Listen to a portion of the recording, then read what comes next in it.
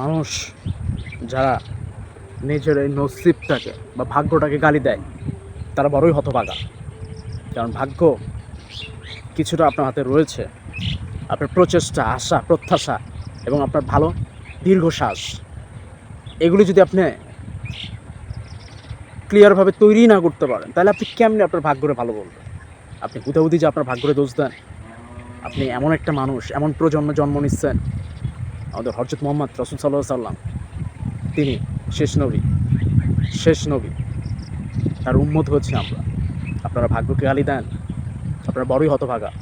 আপনার ভাগ্য খুব ভালো যে আপনি শেষ নবীর উম্মত, ঠিক আছে? আলহামদুলিল্লাহ বলতে শিখুন, আলহামদুলিল্লাহ বলতে শিখুন, চেষ্টা করুন, পরিবর্তন তো হবেই। মানুষ পারে না এমন কোনো কাজ নাই, মানুষ অনেক কিছুই পারে। আপনার চেষ্টাটা যদি ভালো না হয় আপনি কেমনে কীভাবে তৈরি করবেন? আমি কি কথাটা বুঝাতে পারলাম? বুঝলে বুঝপাতা, না বুঝলে বলে তেজপাতা। বিষয়টা এমনই।